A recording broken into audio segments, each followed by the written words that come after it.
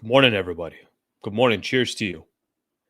Cheers to you on this fine morning, Wednesday, October 15th, 8 a.m. Some good coffee right there. Just brewing everything at home now, No more of this going out and grabbing coffee. Granted, I still probably do that a couple days a week. Thank you for being here. Appreciate you guys being a part of the show. We are now officially less than 1 week away from the NBA regular season starting. And I got to be honest with everybody. Let's get to the regular season. Let's get to the regular season. I can only analyze so many of these preseason games so far. Thank you for being here. Appreciate you guys being a part of the show. We got a packed show today. A lot of good topics today. Hit on a lot of different things around the Lakers. Second of a back-to-back coming up tonight. So yesterday we had a little doubleheader. We did the morning show, did a post-game show. Today we're going to do the same thing, morning show, post-game show, and then just one more game after tonight on Friday, and then Lakers will obviously get ready for the regular season. Thank you very much for hanging out. If you guys don't mind, please subscribe to the channel. Would greatly appreciate that. Just takes 2 seconds to subscribe. If you think there's anybody out there that you'd like to share this channel with or this episode with, other NBA Laker fans, please feel free to do so, and I'm definitely looking forward to getting the show started. Bunch of topics that I'm going to hit on in just a second. If you got comments that you want to throw in before the show starts, feel free to do so. I'll take a look at some of those comments, and we'll get the show started. So real quick here, just to give everyone a quick little breakdown or rundown of what we got for the show today. No guests, by the way, so just me and you, mano a mano. We'll talk a little bit about last night's game, just a few things that stood out for me, getting a chance to see Luka returning, read some quotes from him, read some quotes between his connection with DeAndre Ayton, Ayton's thoughts on playing with Luka. So I got a few things on that front that I want to do.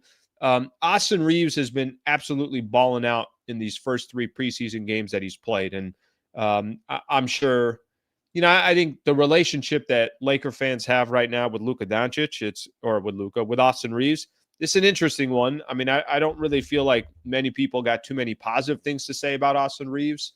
But I'll tell you that Austin Reaves has been balling out. So we'll kind of look at what Austin Reaves has been able to do so far. Spend a little bit of time on that as well.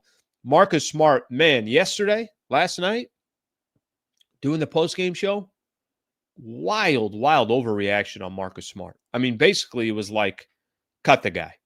Now, I'm not going to sit here and try to tell you that Marcus Smart's going to be the best version of himself with the Lakers, but it was just a preseason game. Now, he didn't put up any stats, literally no stats in 20 minutes of play. But we'll talk a little bit about Marcus Smart and how there's going to be a magnifying glass on him. Yahoo Sports had a kind of, what do you want to call it, a season preview. And it really just kind of goes into gauging the Lakers and some key questions about the Lakers going into the season. One of the questions was, can LeBron be the co-star to Luka? I want to spend a little bit of time on that. Lakers do have the Dallas Mavericks coming up tonight, and some familiar faces, D'Angelo Russell, Max Christie, Anthony Davis. I don't know who's going to, obviously play. I'm expecting not that many Lakers are going to play. Hopefully some of these Mavs players play. We'll look into that game. And then who's got the higher ceiling? If both teams are completely healthy, obviously we know that trade that went down last year. Do Lakers got the higher ceiling or do the Mavs?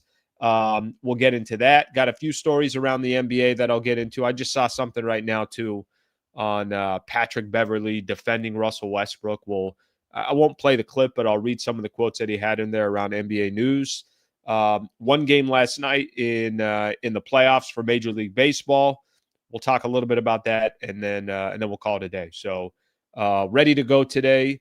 What is it? Midweek. 4 games this week, already 2 in the books, 2 more to go. And it's actually starting to feel a little bit more like it's, real rotation as far as getting back to the NBA swing of things, even though we're still in preseason. So thank you very much for being here. I appreciate you guys hanging out. Compliments to everybody as well.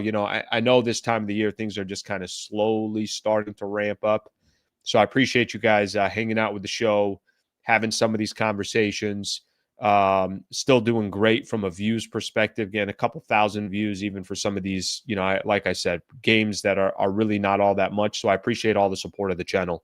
Okay, let me take a look at a few of the comments here before we get started, and then we will get the show started. All right, Morning Slee. I think I'm getting concerned. One of my titles I think on here is what we've learned in the preseason. I got it. If I'm being, I think there's a lot of kind of people from the gauge that I'm getting from people is there is concern of what is this team? What does it exactly look like? What's it going to be? And I think that's not easy to predict. Let me read a couple more of these here, and then we'll get ready to get the show started. Let's see. JJ can't be for real about playing these scrubs. Our role players need to be upgraded badly. So, by the way, I'm just going to give everyone an idea what the vibe is from Laker fans, and then you guys can kind of determine. Good morning, my people. Thank you, Chris. Appreciate you, brother. Let me see what else we have here. Quote, the smallest deed is better than the greatest intention. I like that. Thank you for chiming in on that one. Let me see what else we got here. Hope Lakers have good practices. All right. But and I don't think people will disagree with me too much when I do say that there is a little bit. I mean, I'm sensing it as well. There's a little bit of is this team any good? Is it going to be good? Is it not going to be good? I think it was yesterday, the day before, ESPN ranked the trios around the NBA, and they had LeBron, Luka, and Austin Reaves very mid-pack in the NBA. So I think vibe right now, I think a little bit different, but I think there's also no way of gauging what this team is right now in preseason basketball. Okay, let's get to some of our topics here, and then we'll start looking at these comments a little bit later.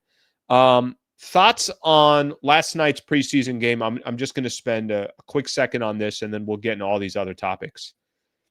It's preseason basketball. I've heard people say there's a lot you can take from preseason. You could learn a lot in preseason. If I'm being completely honest with everybody, I don't know how much I'm learning about the Lakers in preseason basketball. And frankly, I hope I'm not learning that much. And it is kind of impossible to do so. You have players in and out of the lineup. Yesterday was the first game that Luka's played. We know he's going to play in one more of these final two.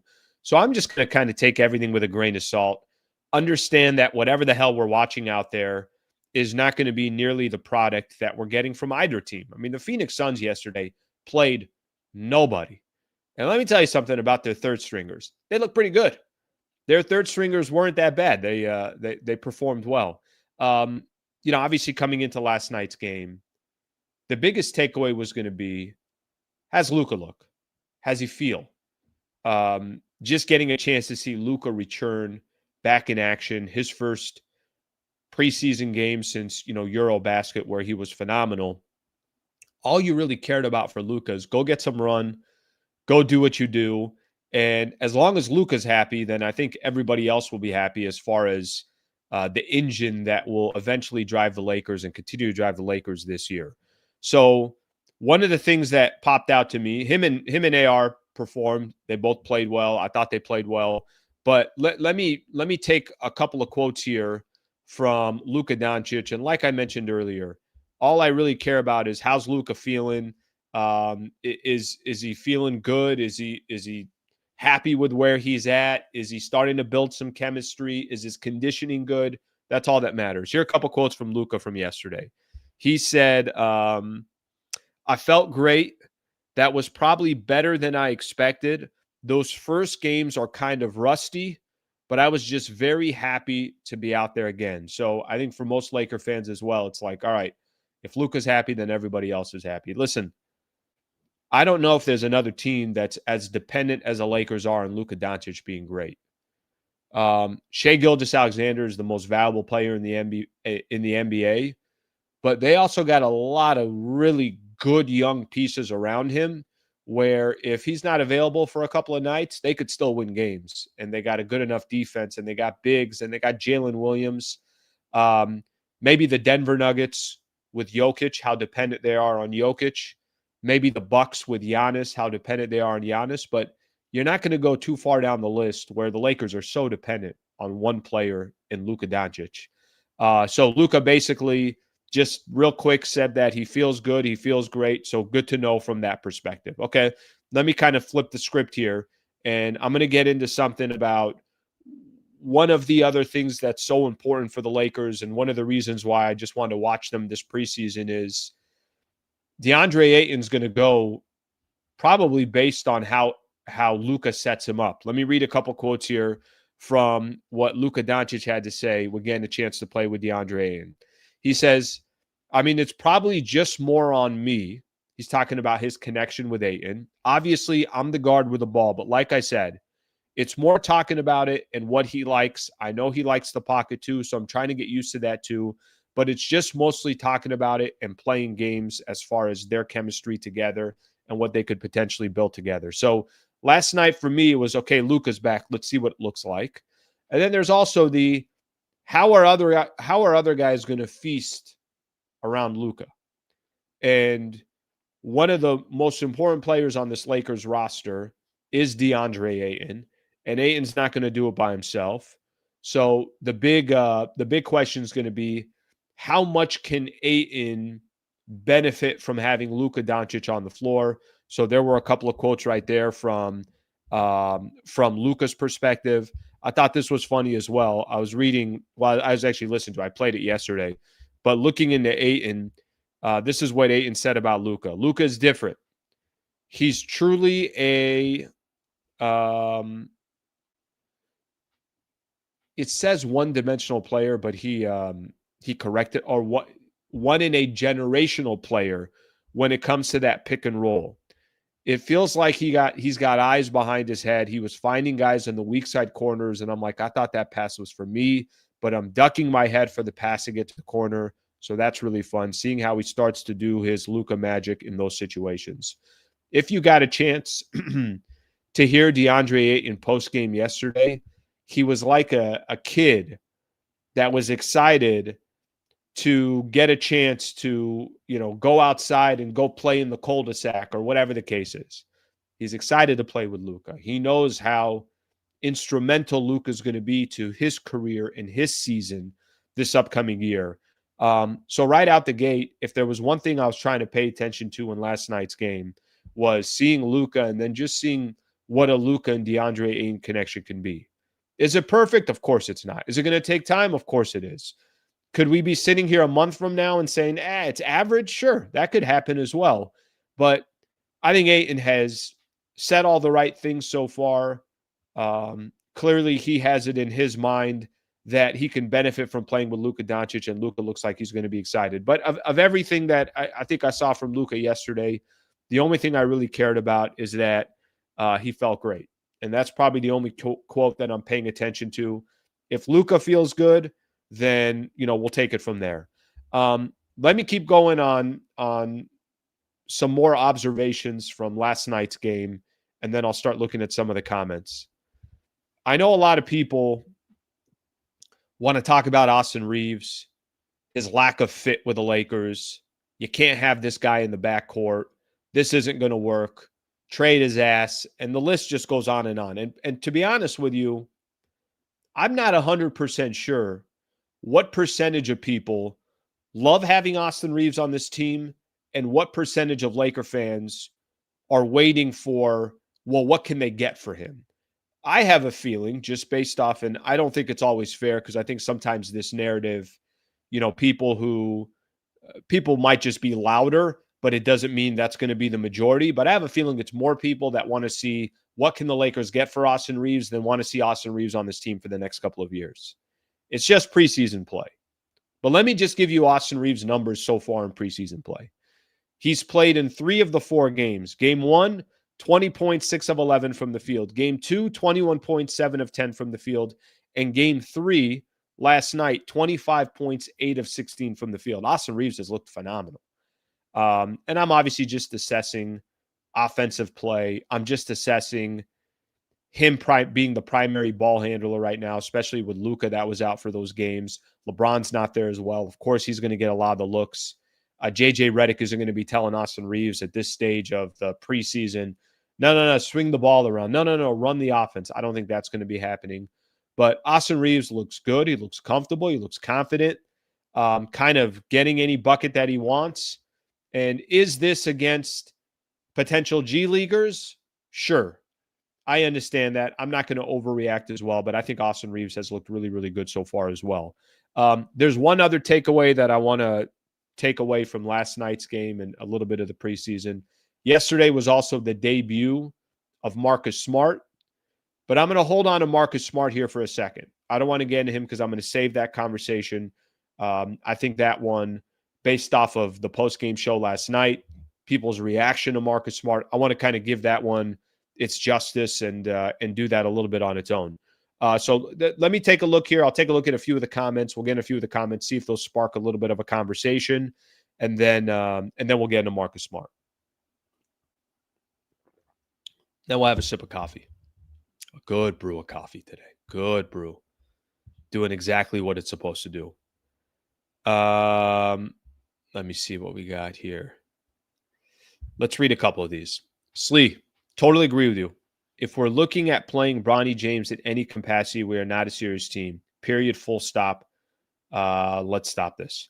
I don't think I've mentioned Bronny yet, so I'm not 100% sure if you should be agreeing with me at this point. No, I know what you're talking about. I've talked about Bronny in the past, and yesterday I was kind of going through the rotation. When LeBron's healthy, there's 10 rotational players. Do you know who's not in that rotation? And I could be wrong on this because I'm not sure if Dalton Connect will work his way in. But Dalton Connect technically would be number 11. Bronny, you could say, would technically be number 12, or Maxi Kleber if he's healthy. So I do agree with you. If Bronny's getting minutes, now listen, is Bronny going to get some opportunity? Sure, but should he be getting a bulk of minutes? Of course he shouldn't. Let's see a couple more of these. Juan, Allen Reaves plays good offense, but not on defense. He's still getting burned. That won't change in the playoffs. Guys, let me throw some examples your way. Vando can't play worth what on the offensive end. Does that mean he's not supposed to get minutes? Let me just kind of run through some players. Luka's not a good defender. So does that mean Luka's minutes should be staggered because he can't play defense? Go down the list. Rui Hachimura is not the greatest two-way player in the league. The point I'm trying to make is it's not like they have that many better options. If somebody wanted to make a case with me with Austin Reaves, let's say the Lakers had just a phenomenal two-way player sitting on the bench and Austin Reaves was eating up his minutes, then I would make more a case with everybody else that, Reaves is maybe playing too much. He's getting too many opportunities. But you gotta work with what you have. And I have a difficult time saying to myself that if it ain't Austin Reaves, there's 3-4 other guys that the Lakers got on the bench that they can go to. Reaves is going to be critical, period. He's going to be critical until he's not, or until he's not here, or until, they sign him to a long-term deal. But I hope more people kind of flip the script on Reaves because as of right now, he's on the Lakers. As of right now, you need him to have a career year. As of right now, we're not sure when LeBron's going to come back. So you need every single ounce of Austin Reaves for now. And that part's going to be a critical piece of the season. Here are some real Laker fans. Sad that Jordan Goodwin is not a Laker anymore. Yeah, I'm watching him yesterday, and it sparked something for me. You guys remember in the playoffs, Lakers were struggling against Minnesota. I was at all those home games. And there were times, specifically in Game 5, I'm like, just throw Jordan Goodwin in. You guys all remember this. J.J. Redick did something that no other head coach has ever done in the history of the playoffs. He didn't make a substitution in the second half. And there are times where I'm just kind of like screaming to myself. I'm like, throw Jordan Goodwin in. Listen, I know that sounds funny. It's not like Jordan Goodwin was going to be the difference of the Lakers beating the Minnesota Timberwolves or not. They were going to lose that series either way. But tough, gritty player, fearless, doesn't know how many opportunities he's going to get in the NBA at that stage.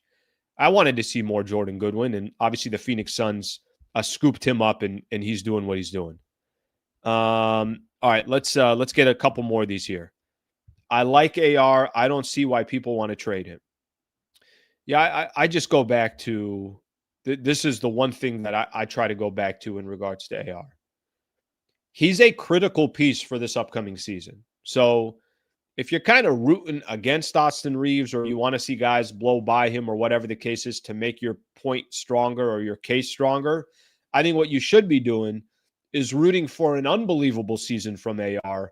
And whether that means his value goes, way up, or the Lakers are able to get him maybe at a little bit of a discounted rate because he wants to stay with the Lakers. I mean, you got to be rooting for the best for Austin Reaves and everything this guy has done. And listen, I've admitted this.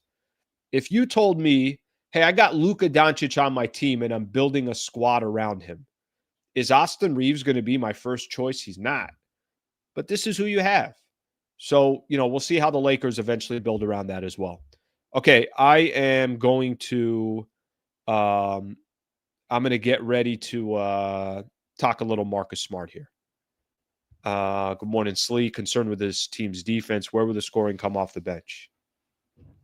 Yeah, it's fair. And I go back to what I said here to start, and then I'm going to move on to Marcus Smart. When I started the show, one of the things that I mentioned was it's tough to watch these preseason games and get too excited or too down one way or the other. Nothing is flowing. Yesterday was the first time Luka played. You had other guys that are in and out of the lineup. I mean, last night they sat Vando, Rui Hachimura, Gabe Vincent, Jackson Hayes. Those are probably going to be the guys that play tonight. So Lakers probably decided, hey, on a second of a back-to-back here, we'll play a group of guys in the first game. We'll play a group of guys in the second game. But I'm sure tonight Bronny will be available, and Dalton Connect, and whoever else they want just to get some run before the season starts. Probably not Austin Reaves, I would imagine. I'm assuming no Luka, no Marcus Smart. Some of these other players, maybe Jake LaRavia plays. And then they eventually get ready for Friday, and I hope they play everybody on Friday. Okay, last night, Marcus Smart. So let me just give everyone a quick vibe here. By the way, just a quick reminder here. Maybe it's the coffee talking. I enjoy doing the show. It's fun to do the show in the morning, and it's fun to have all these comments that kind of come in that spark conversation, and knowing that we're going to get some real regular season games coming up here pretty soon. And, all these games are going to start counting. It's only going to get funner. So I appreciate you guys hanging out. I appreciate you guys being here. So I just want to throw that in real quick. Marcus Smart last night. So one of the things that I kept emphasizing going into yesterday's game, and I did it in the morning show yesterday, I kept saying, guys, listen, I get it. Luka's playing his debut. Awesome. Phenomenal. We all want to see him. Marcus Smart is also making his debut. There were two critical signings that the Lakers made in the offseason. One was DeAndre Ayton, a center that they need so desperately, with still a lot of question marks, someone who was bought out, someone who's kind of playing for his, next contract, right? Not somewhat playing. He's playing for his next contract. And then the other important signing in the offseason was another player that was bought out, which was Marcus Smart. So I was emphasizing yesterday, hey, I get the Luka part. I get me excited about Luka, but let's not sleep on there's another critical piece here that's going to be playing in tonight's game. It's Marcus Smart. So Marcus Smart starts for the Lakers yesterday. And, to be honest with you, it was a very, very, very quiet night for Marcus Smart. And I guarantee you, based off of watching that game last night, I guarantee you Marcus Smart went into that game saying to himself, like cardio work. Sometimes if you ever, you're trying to get back into jogging, or you're trying to get back, or you're going to go play some pickup basketball. You're not out there in the first mile and you're sprinting as fast as you can. You're basically saying, I don't care what my time is. I don't care how long I run for. I just want to kind of get back into the rhythm of things. Do I feel good? Do my legs feel good? Did I stretch properly? And by the time your run is over, you're like, hey, I went for 20 minutes and I'm not injured. Mission accomplished. I feel like that was Marcus Smart yesterday. Marcus Smart played for 20 minutes, did not take a shot, did not have a rebound, I think had one assist. And really, frankly, there was nothing to walk away with from Marcus Smart where you're like, there's Marcus Smart. But I think people are so we do this, and I don't think this is going to go away from Marcus Smart. I think there's certain players that are going to be in this camp. We start looking at players and we want the absolute best right out of the way. And I think this is what's going to happen with Marcus Smart this season. There's going to be a game where we say, oh my gosh, look at Marcus Smart. He looks like the version of the Boston Celtics. And then there's going to be a game where you're saying, yeah, guys, he's played 51 games in the last 2 years. Why did you expect anything different from Marcus Smart? This is who he is. He's washed. He's never going to be the player that he was. And I feel like people are just going to sit on one of those two camps. And either one is going to be magnified on a night in, night out basis. Yesterday, Marcus Smart played 20 minutes, didn't do much like I mentioned. And so many of the comments were like, that's it. He's done. The guy is washed. He's going to give the Lakers nothing. What a waste of a roster spot. In one sense, I understand it. You're excited about Marcus Smart. You want to see him come back. You need him to be an asset for the Lakers this upcoming season. So I completely understand where people are coming from. But I do want to remind people that for someone like him, hasn't played in a preseason game yet, obviously he was coming off an injury during training camp as well, is just slowly working his way back in. For those that think he's washed, you might be right. But I don't think we could tell anything watching very, very, very minimal, meaningless games in the preseason. But I do understand the overreaction, and I do understand how people are going to be asking Marcus Smart. I'm letting you guys know right now. Get ready in these comments in the chat for when the regular season starts. And when I'm breaking down a box score and the Lakers lost and Marcus Smart had 4 points, he had 2 rebounds, played 25 minutes, and didn't have an impact in the game. It's going to be washed. And I'll just have to sit here and say, okay, well, let's determine this 20 games in, 25 games in, not his first preseason game. But I was really excited to see Marcus Smart yesterday. I walked away with nothing as far as Marcus Smart yesterday, other than people sitting back basically saying, Al, I don't think there's going to be much from Marcus.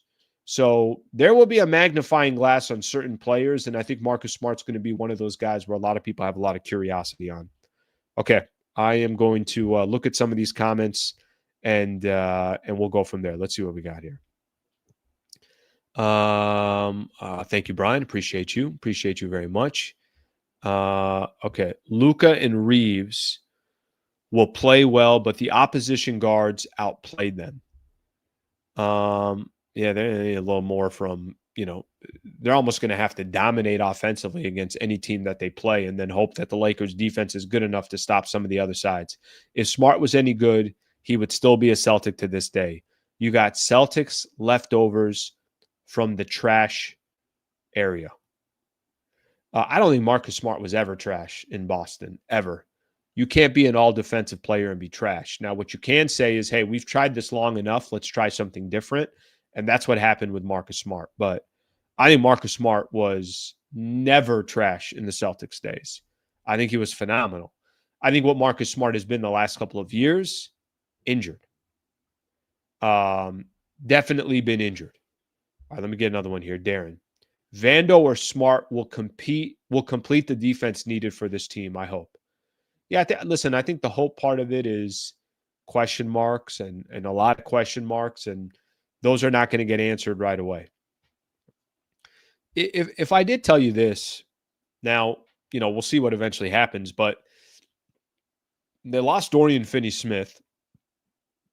They were exposed last year for not having enough, defensive players or really not enough size and rebounding. So they addressed it on paper. They haven't addressed it in reality. They addressed their size and their defense by getting DeAndre Ayton and Marcus Smart, but that's just on paper, and paper doesn't translate to anything, so that doesn't mean anything. It's not Smart that's the issue. Rob should not have gotten him. Don't trust Rob building the team. They didn't give up anything. I don't, even if Richard, hypothetically, if DeAndre Ayton ends up being just a complete bust, and so does Marcus Smart, I don't think those were two bad signings. I think you gave up nothing. I think there was a much higher upside than there was a floor, And it was worth those, it was certainly worth those risks.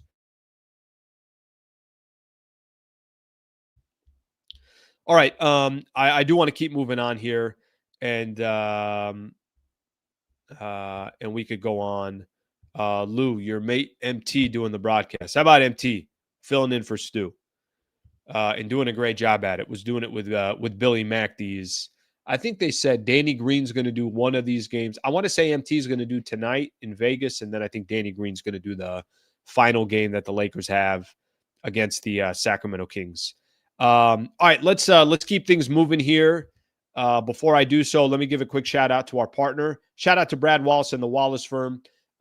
Shout out to a phenomenal business partner, injury attorney that can help anybody in the state of California, someone who is a huge Laker fan and supports the channel and supports what I'm doing as well. I hope you guys never need him. I hope nobody in your family or friend is in a serious injury, is in a wrongful death case, but we know things happen in life, and we know that if you're in this type of situation or predicament, you need the absolute best in the business. And he's the best in the business. I can tell you that. The Wallace firm, Brad Wallace, we created a URL, wallacewins.com/Sliwa. wallacewins.com/Sliwa. It's really easy, by the way, to go through it. Let me see if I could show you guys this. Why did we create the URL? We basically created it because we want to make it as easy as possible for everybody.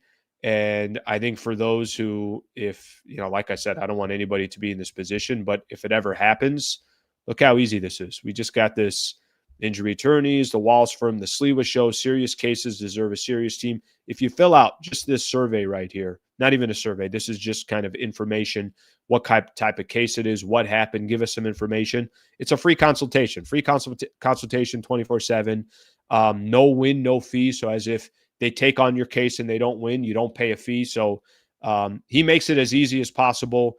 And like I mentioned, you go to this website, you can fill out the form, and certainly they can help you out. So shout out to Brad Wallace and the Wallace team. Shout out to everybody within their company, their organization for supporting the channel. And I certainly appreciate that. Okay, let's keep moving here. I want to get into a few other topics as we continue to roll here. One of the things that I did mention, I think for me, there was an article on ESPN, and then I want to start moving on to Lakers and the Mavs and some of these other players. I want to talk about D'Angelo Russell, Anthony Davis, some of these other former Lakers. There was an article on ESPN that basically is what we've learned in the preseason for each one of these teams. They actually have it, the way they described it, see how they put it here. NBA preseason, the biggest takeaways for 14 contenders. So 14 contenders. So they got, as far as contenders go, I mean, that's half the league. They got Atlanta, Cleveland, Dallas, Detroit, Golden State, Houston, Clippers, Lakers, Milwaukee, New York, OKC, Orlando, Philadelphia, and San Antonio. Why is Philly in there? I don't know why Philly's in there. But this is what they said as far as the biggest takeaways so far in preseason for the Lakers. The theme was injuries. LeBron is out. Maxi Kleber's already out. Rookie Adu Thero has been limited because of knee swelling. Here's what JJ Redick said. These are the cards we were dealt. I surely would like everybody to be healthy.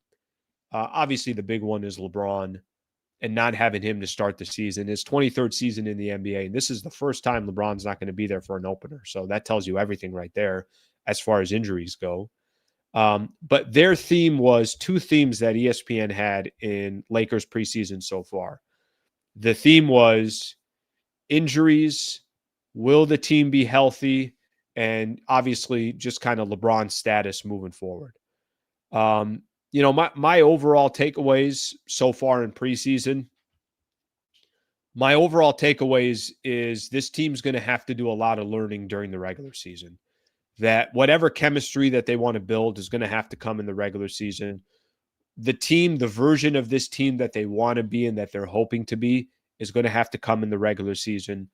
So I do kind of look at the way the Lakers have played so far, I think Reaves is going to be ready to go. I think Luka is going to have to be top 2, top 3 in the league, and really is going to have to be everything for the Lakers, specifically offensively. He's going to have to be brilliant and set up everybody else. I think Jake LaRavia's got some great promise. I think Vando should be in the starting lineup because he offers tremendous defense that the Lakers don't really have a balance of. I think Ayton's going to be a question mark, but definitely an upgrade from what they had last year. I know nothing yet about Marcus Smart. Rui Hachimura is going to have to be much better than he's been with the Lakers over the years, especially early on without LeBron.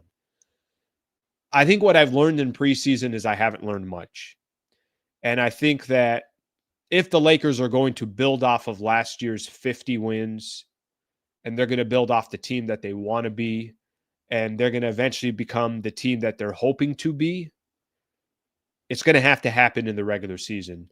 And I think it's going to be really, really difficult over these next 2 games to say, that's it. Yep, Lakers, they're clicking. I don't think that's going to happen, especially because we know Luka's not playing in these finals 2 preseason games. And there's just hasn't really been, other than the things that I just listed out, I don't think there's really too much to emphasize in regards to preseason basketball so far for the Lakers. Okay, Yahoo Sports did a Lakers regular season preview that I do want to get into. Pretty long article, but I think it's got a couple interesting points, and then I want to talk a little bit Lakers, Mavs, and specifically about the Dallas Mavericks and kind of comparing some of these teams in the Western Conference. So let me walk through this article with you because I do think it's got some good points, some interesting points, brings up some interesting questions. I'll do that right now, and we could look at it together. So again, Yahoo Sports does a season preview for the Los Angeles Lakers. Hopefully you guys can see this well. I'm going to make my screen a little bit bigger here, and then we can walk through this together. So here's the top of it, Los Angeles Lakers 2025-2026 season preview, and then some of the questions. So last year, where the Lakers finish? 50-32, third in the West, out in 5 games against the Minnesota Timberwolves. Offensive rating 11th, defensive rating 17th. Key additions, we know who they got. Key subtractions, we know who they lost. Jordan Goodwin making another look. Look at Jordan Goodwin. Twice now on the show today. Yesterday with the Phoenix Suns. Today we're talking about. I thought their question here of the biggest question that they have in regards to this upcoming season for the Lakers. Here's their biggest question. Can LeBron be the co-superstar Luka needs? By the way, have you ever read that in LeBron's career? Has LeBron ever been in a discussion where the question is, can LeBron be the co-star? The answer is no, we've never read that before. I mean, maybe if you want to say when LeBron first got to Miami and it was kind of, hey, this is Dwayne Wade's team. Let me take a step back, until Dwayne Wade and Pat Riley and Eric Spoelstra were like, yeah, we're not going to win unless LeBron's the main guy. LeBron, quit stepping back, step in the proper role here. Can LeBron be the co-superstar Luka needs? So they go on to talk about, obviously Luka being in the best shape of his life. Luka being everything for the Lakers, 26 years old. I will say this, and maybe this is me just watching one of the greatest players do it for 22 years now. I don't think there's a role that LeBron can't play. I don't think there's a position that LeBron can't play. So if the question is, can LeBron be a co-star to Luka Doncic? What gives anyone indication that he can't do that?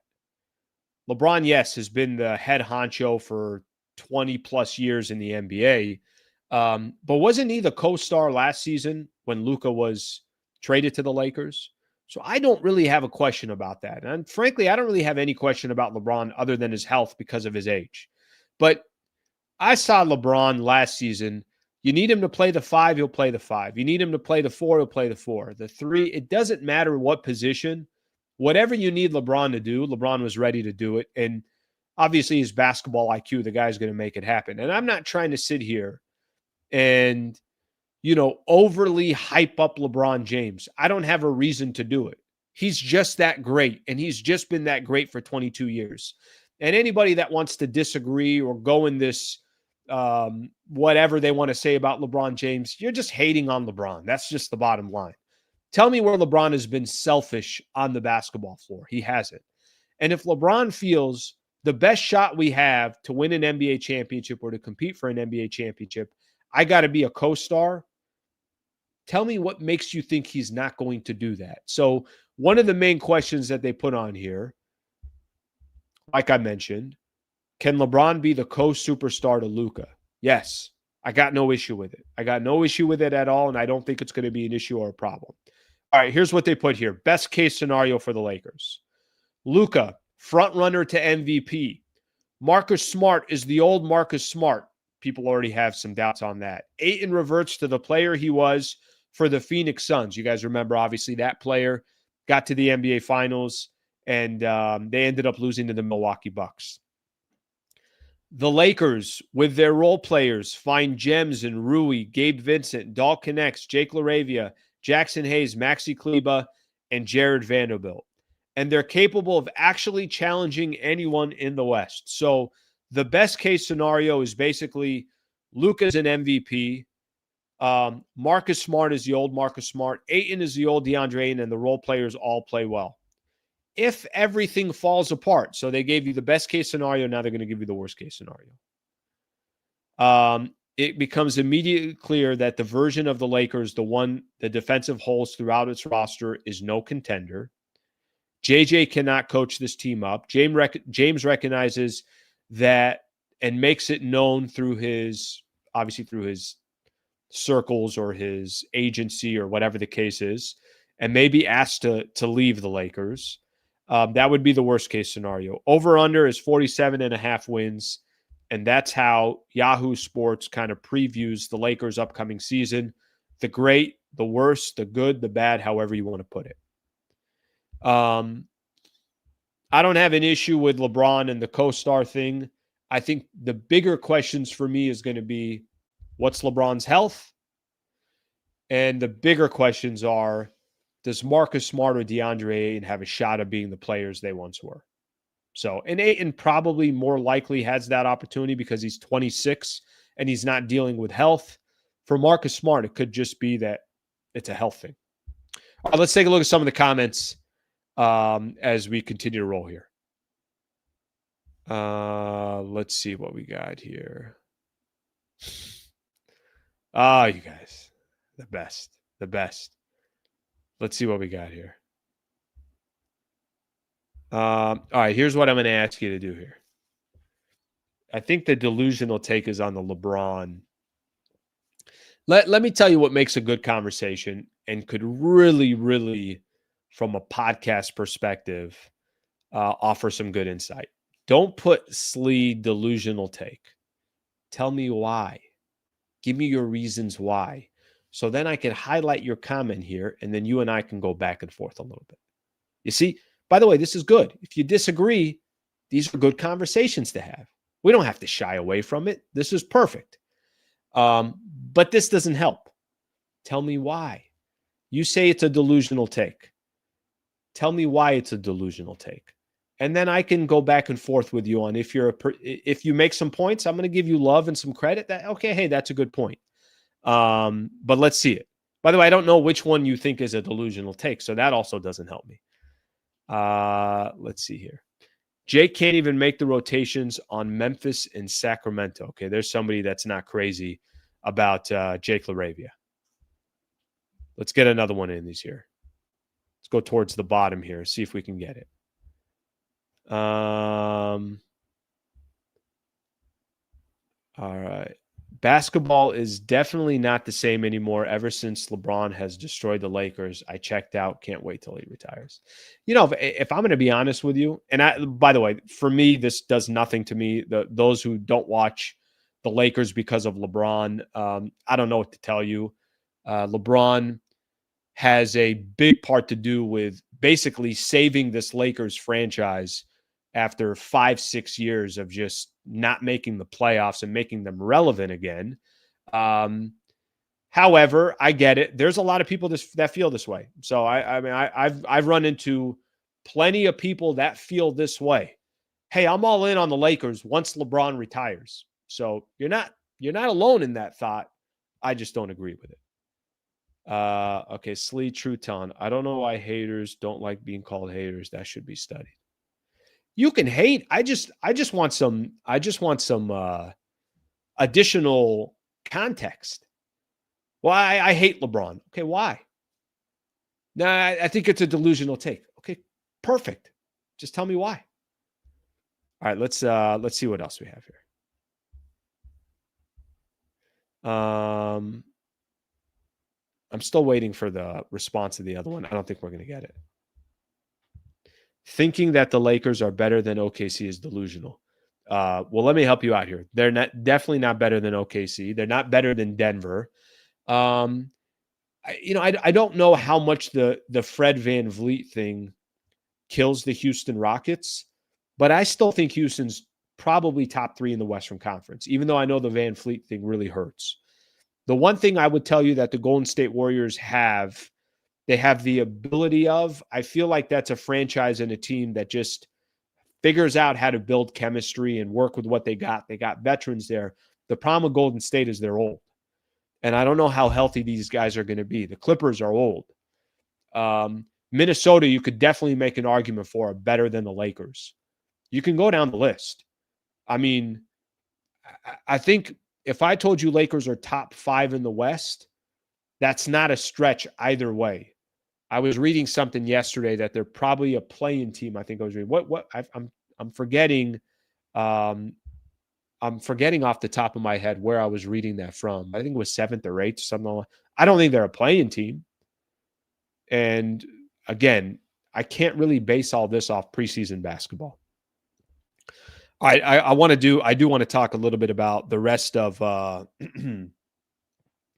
I do want to talk a little bit about the rest of preseason. Lakers got the Mavs coming up tonight. Because under the they're about selling tickets, not winning championships. All right, let's see what this. I have to disagree with you, and my point is that that's the reason the Lakers got sold, because under the Bus family, they're about selling tickets, not winning championships. Yeah, listen, Dr. Jerry Buss had the perfect, and I'm not telling you that under Jeannie Buss that the Lakers were ran perfectly, because they weren't. And I think, look, the proof is in the pudding. And I do think that the NBA got to a point where it is about having as many teams get a chance and compete for an NBA championship. So it's not like back in the days when Dr. Jerry Buss was running the Lakers and he can go out there. If you guys remember this, Dr. Jerry Buss was the greatest owner in the history of, in my opinion, in the history of sports, but you could make the argument for other owners as well. In 32, 34 years of ownership, the Lakers made the NBA finals almost half the time. You know, under his watch, they won 10 NBA championships. So, I mean, the proof is in the pudding. But he was able to do both, and that's the genius of it. The genius of it is I can sell tickets, I can make a ton of money, but part of the reason why I'm selling tickets and I make a ton of money is that the product is so good and we're winning and we're playing a maximum amount of playoff games. But the NBA is not the same way that it used to be. I mean, go look at the way now that the salary cap is and the aprons and everything else. It's just not the way that it used to be. So even teams like the Oklahoma City Thunder, something that they're going to have to deal with is, can you hold on to some of these players? I mean, it's going to be really tough to build a dynasty in today's NBA. And frankly, I don't think the NBA wants that. I don't think the NBA wants dynasties. They want parity. That's what they want. They want every single year, 7, 8, 9 teams got a shot to win it all. And for all we know, it looks like if there's any team building a dynasty, it would be the Oklahoma City Thunder. Okay, let's talk a little Lakers and the Mavs. Just real quick on tonight's game, and then I want to ask a couple questions about the Mavericks here. Don't expect the Lakers to be playing their guys. I think the lineup's going to look, wildly different. Who didn't play yesterday is probably going to be who plays tonight. So you're probably going to get Gabe Vincent tonight, Jared Vanderbilt, Rui Hachimura, Jackson Hayes, maybe use a guy like Dalton Connect. For the Mavs, you might be getting their players. This is their final preseason game. And from what I read, Dallas has been playing some of their guys. They have been playing some of their guys as far as minutes goes and everything else. I know they had a preseason game against the Utah Jazz a couple nights ago, and they played most of their players. I looked it up just because I was curious.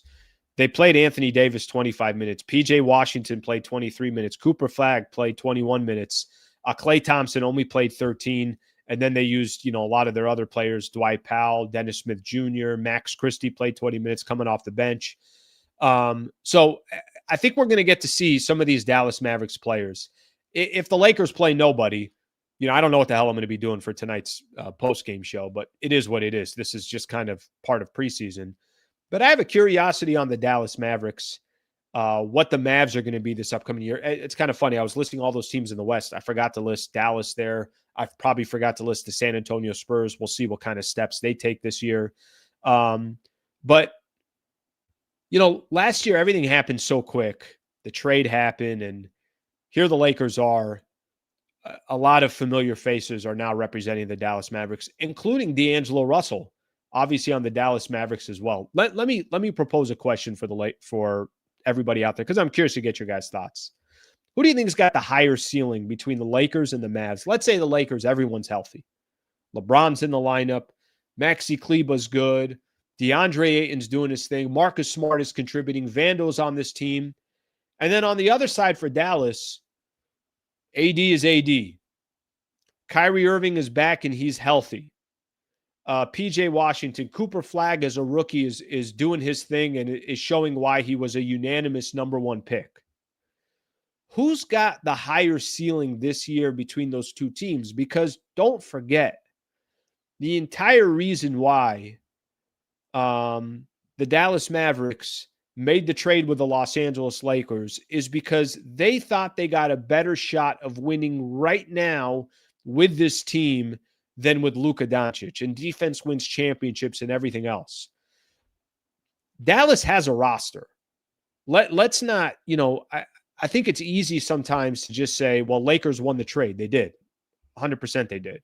But I don't think Dallas was looking for 5, 6, 7 years down the road.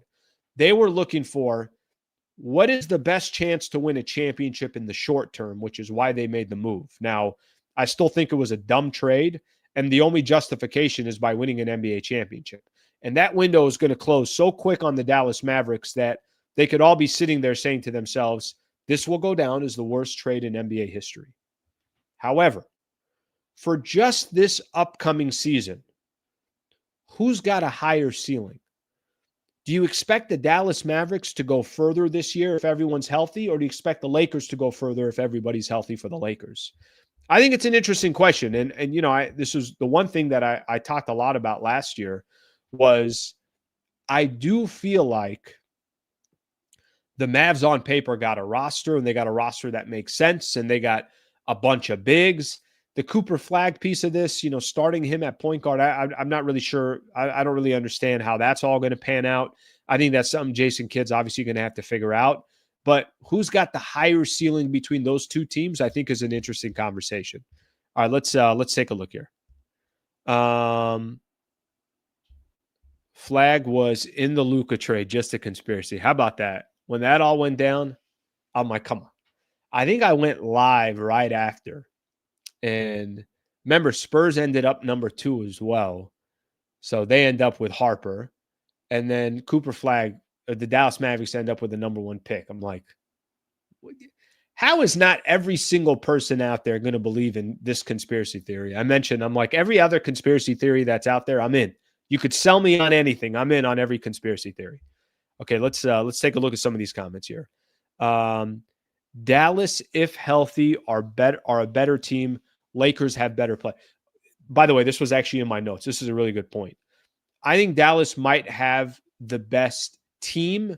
I think the Lakers have the best player, right? And I don't think that's really an argument.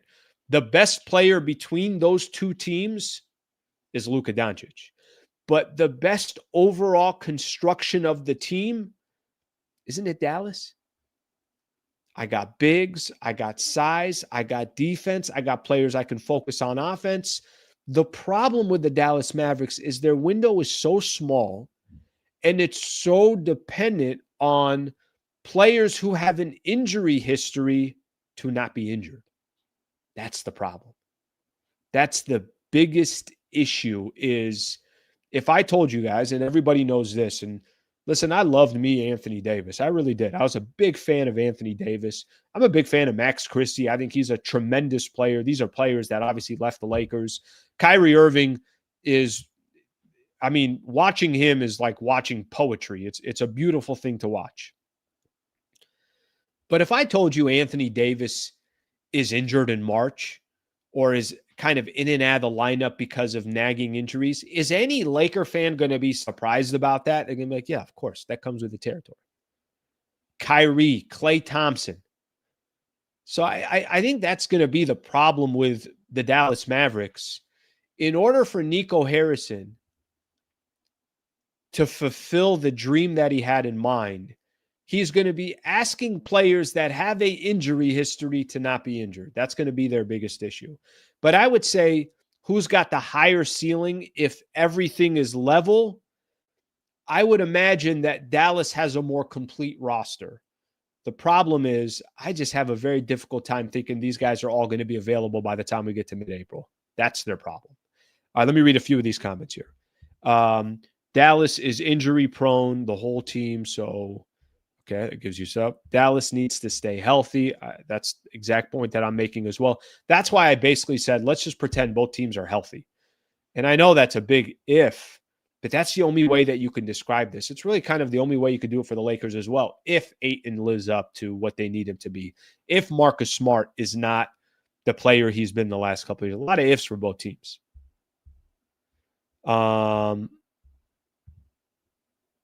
I think everyone is overrating the field and underrating the Lakers. Okay. I hope you're right on that. I will tell you, there's been a shift here. I feel like in the last maybe 30 days, the shift went from, Lakers will be competing in the West. I feel like every single day that goes by, the shift is less people optimistic about the Lakers. Maybe part of that is the news on LeBron. I get that LeBron is the greatest transition defender of all time, but Pelinka got to do better. Slee, if Dallas is healthy, they're a better team. Lakers have a better player. Yeah, I read that one a little bit earlier. I agree with that one as well. Okay, good stuff. Good stuff. Let's get a couple things. So Lakers and the Mavs tonight. I'll be back on right after that game is done. So you guys can feel free to tune in. Obviously, once that game ends, we'll do a little post-game show action on the channel as well. So stay tuned for that. And I might be breaking down more of the Dallas Mavericks than I am the Lakers tonight if they're not playing. Obviously, if they're not playing a lot of their key players. Okay, I got a couple things on NBA news here. Let's do this real quick, and then we will get to MLB playoffs, and then we'll call it a day. I'm going to read a quote here. Patrick Beverley on the Pat Bev podcast was talking about Russell Westbrook. Basically, what he says is Pat Bev goes off and blames the Lakers for Russell Westbrook being jobless. He says, I'm not going to play it. Sometimes when I play this, I can't monetize it if you're taking clips from somebody else. So I'm just not even going to bother with that. Plus, he curses 78 times in it. This is what Patrick Beverley had to say about Russell Westbrook. It's effed up what happened to Russ. It's effed up what happened to Russ. And Russ got a bad take because of that Lakers team. That's the truth. Ever since Russ left the Lakers, he's been on a minimum. We've never seen this before. We've never seen a player who's been the MVP, who's impacted the game, who they call him names and tell him that he can't shoot, go to the playoffs, shoot 40% with the Clippers the very next year. Goes on to say he's been a sixth man ever since he left the Lakers. He's a starting point guard in the NBA. He's arguably one of the top 3 point guards to ever play the game. You tell me this man can't get on a team all because he's passionate, all because he stretches with the team every single effing practice, all because if a team is out, he's out there with his effing team, all because if you talk to anyone around the league, Russell is the best teammate I ever have. So Pat Bev going off on the reason why Russell Westbrook has a certain perception around the league is because of his time with the Lakers. And the Lakers basically created this perception about Russell Westbrook. Listen, if I'm going to be completely honest, obviously his time with the Lakers did not help his perception around the league. It didn't. And the trade that the Lakers made, and they brought in Russell Westbrook, and it flamed out. It was one of the worst trades, probably one of the worst trades the Lakers have made in 20 years, 30 years, whatever the case is. I don't know how far you guys want to date back. It hurt his perception around the league. Now, is it the Lakers' fault that Russell Westbrook is jobless today? What's the connection there? Help me understand the connection, because I think if something didn't work out for the Lakers, why would him signing a minimum with another team, a former MVP, or as Patrick Beverley claims, he's a starter in today's league, why would that stop other teams from signing him? If he's a great locker room guy, if he's great with other teammates, if he's a team guy, why would that stop other teams from signing him? What does his time with the Lakers, by the way, he was also making an unbelievable amount of money at that time. Now he's making a fraction of that money with some of the other stops that he's had, whether the Clippers or the Denver Nuggets, wherever else he's been. Why would that stop other teams from going to get Russell Westbrook, and why would that be the Lakers' fault? I do agree that his time with the Lakers did not help him. However, once he left the Lakers, and now all of a sudden you get to spend a fraction of the cost of what Russell Westbrook was worth in the past, and he is a former MVP, and if he's got all these other great characteristics, why does that stop other teams from going out and signing him? I don't understand what the connection is from that perspective. Does that make sense? I just don't understand what the connection is from that perspective. I don't. You guys can help me understand this. Let's read a couple here. Washington Wizards, LA Clippers, Denver Nuggets. Russ has been on a rainbow tour all decade when you include Houston too. The problem is Russ. He never developed shooting like Kidd had to. Russ shot 30% on dunks. It's Bron's fault. Let's get another one. It's the stage. The stage is savage. Lakers didn't win with Russ. Losing hurts your pockets. Yeah, but let me say this. I would say that, again, I go back to it. Just because somebody doesn't have a good experience or a stint with the Lakers, it doesn't mean that they can't go have a great stint somewhere else. Let me give you guys an example. How many different players have signed with the Lakers and couldn't shoot worth what, and then sign somewhere else and become phenomenal players for another team? Did the Lakers ruin that player's career? Now, I know the Russ thing it got a lot of pub, it got a lot of conversation. Guys like LeBron James got a lot of heat for it. Guys were pushing for that trade. I get it. I understand that. But Russ didn't just have one stop along the way. I mean, Russ had a couple of stops before he even got to the Lakers. So maybe Pat Bev is just defending one of his boys. Maybe Pat Bev just loves Russell Westbrook, and I respect that. That's okay. But I got a difficult time trying to imagine why, if Russell Westbrook was still a great asset in the NBA, another team would just say, well, I don't care what he did with the Lakers. I'm bringing him in here. So you guys can kind of do with that what you want. But I did want to see that. Malik Beasley is a phenomenal example. And he's not the only one. There have been a lot of players that have gone out there and have really, really performed since they left the Lakers. So I just, again, maybe this is one of those, the guy is just 100% defending one of his boys. Okay, a couple more NBA stories I'm going to get into real quick. Jason Kidd just signed an extension. Remember over the summer, there was a lot of fear. Is Jason Kidd going to go to the Knicks? They fired Thibodeau, and they must have another coach lined up. All right, Jason Kidd didn't go anywhere. And here's what here's what happens with Jason Kidd. He signed a multi-year extension with the Dallas Mavericks. They did not disclose the terms. Patrick Dumont, the governor of the Dallas Mavericks, our entire organization deeply appreciates Coach Kidd's leadership, focus, and positive energy. Goes on to say that they're grateful that he's going to be here. Jason Kidd said, "I'm grateful for the belief that Patrick and Nico Harrison have in me and the trust we've built working together to construct a team that Dallas can be proud of." You know, he had such a good relationship with Luka. I do think there were some people that thought, is Jason Kidd going to be there long-term with the Dallas Mavericks now that, Luka's gone? Looks like he's going to be there long-term. So a multi-year extension. So you can kind of get that out of the way. He's going to be a part of, obviously, that team and that roster. All right, let me that's actually another. Josh Hart is another good example. And Josh Hart's just a good role player, and I think was going to succeed anywhere and is definitely succeeding. Giannis Antetokounmpo wants to play in Greece after his NBA career. He said, "I'm 30 years old. I can play in the NBA until I'm 36 to 38. I'd like to end my career on a Greek team. Why not? I don't want to live in the United States. As soon as I leave the NBA, I want to return to Greece.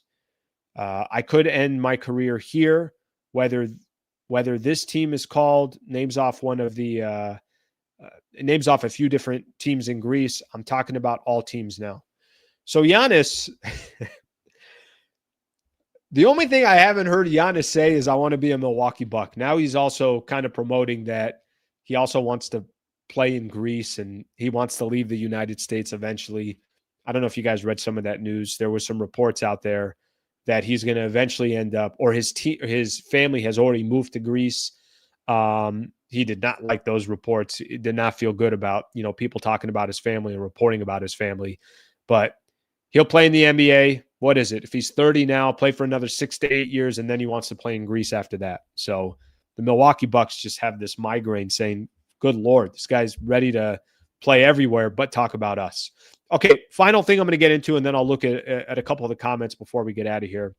One game last night in Major League Baseball, obviously the NLCS. No shock here. As I did say, last week? The Dodgers were 0-6 against the Milwaukee Brewers. I'm like, yep, that doesn't mean a thing. They go to Milwaukee. They win the first 2 games, win yesterday pretty comfortably. I know game 1 was close. I've said this, that I don't know if I've ever seen a starting rotation like the Dodgers have.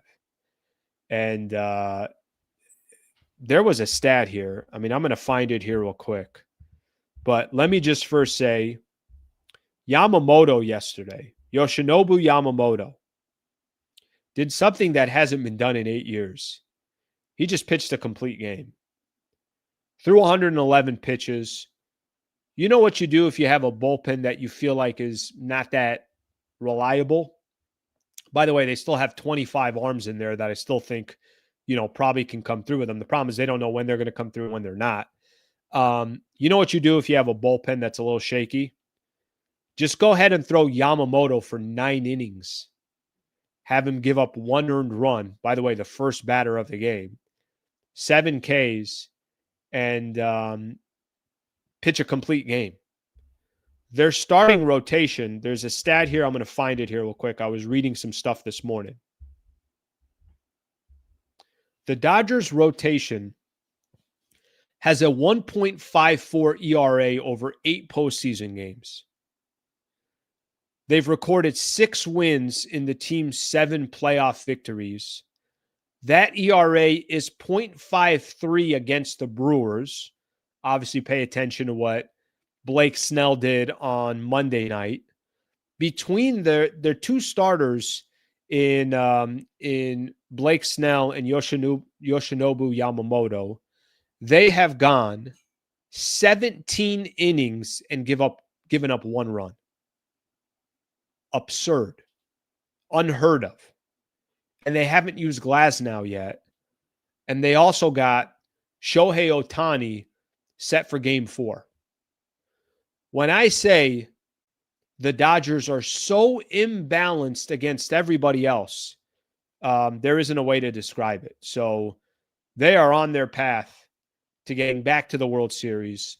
And the only storyline for me coming into this postseason was not if the Dodgers win. The only storyline is if they didn't win, because I don't think it's a story if they win. I'm not saying it's a walk in the park anytime you get in, but they just are so stacked and have everything going their way, and the close games are going their way. And guys like Teoscar Hernandez or Max Muncy, there's other players that will contribute even if the stars aren't. Let's just say the Dodgers are in a pretty good position to win the first back-to-back World Series that hasn't been done since, the 90s, the late 90s with the Yankees, where they won 3 in a row. One game tonight, Toronto and Seattle. Seattle jumps out to a 2-0 lead. By the way, both road teams here jump out 2-0. So the Dodgers will be going home up 2-0. Seattle will be hosting tonight at 5:08 up 2-0. Get to a couple of your comments. I'm going to get out of here. Mariners will beat them. I'm a huge Mariners guy. Always have been. You guys know me.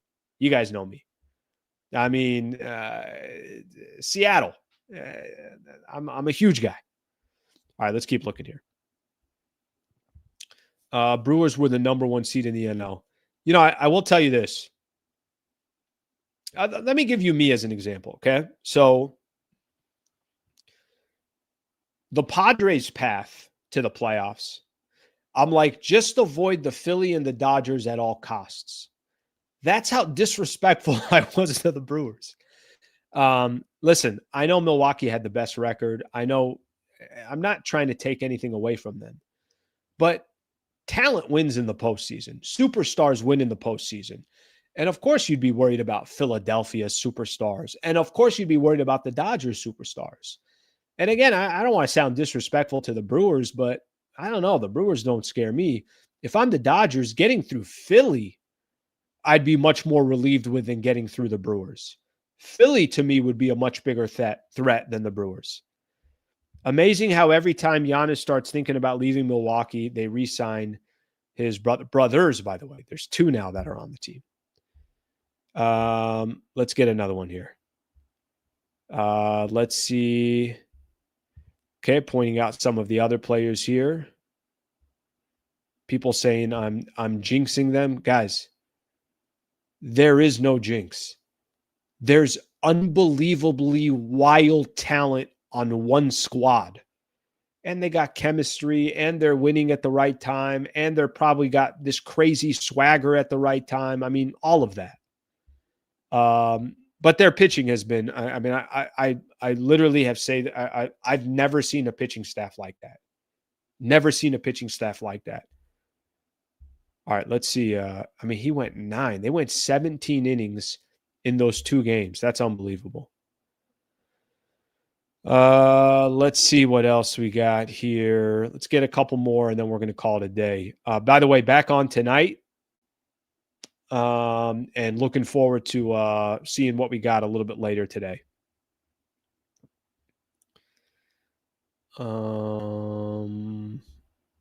All right, so let me just kind of a quick preview for tonight and give everyone a quick idea. I don't think there's going to be many of the real players playing for tonight's game, at least from a Lakers perspective. I do think for the Dallas Mavericks, we'll kind of get a chance to see some of these other. I don't know how you guys feel, but I don't mind seeing D'Angelo Russell play. I wasn't a big D'Lo fan. Okay, let's see what his fit is in Dallas. I want to see Cooper Flagg 100%. I want to see how Max Christie has continued to develop. And I miss Max Christie, as do a lot of Laker fans out there. I think a lot of people would say that when that trade gone down, it was like, was there a way to hold on to Max Christie? No, there wasn't. I mean, how the hell were you going to hold on to him? AD, obviously a Laker for a number of years. If the Lakers are going to be in this kind of second tier where you put Denver and OKC, and we'll see how Houston does. If they're going to be in this second tier, then I want to see what some of these second tier teams look like. I'm curious about Golden State. I'm curious about the Clippers. I'm curious about Minnesota. I'm curious about the Dallas Mavericks, and Dallas obviously falls into that second tier. So that's what we got coming up for tonight. Right after the game ends, we'll talk a little Lakers basketball, and we'll do a little post-game show action. Just a quick reminder. If you have yet to subscribe to the channel, please subscribe to the channel. We greatly appreciate everybody joining the show. Would love to have you guys continue to be a part of this channel, and we'll grow together. Shout out to Brad Wallace of the Wallace Firm being a part of the show. Thank you to all the comments here. I want to encourage people who disagree with me, just give me more context, and then we could go back and forth a little bit. So I know we're always not going to agree, and honestly, agreeing all the time would be boring. I will see you guys tonight. Thank you for being a part of the show. Have a great rest of your morning.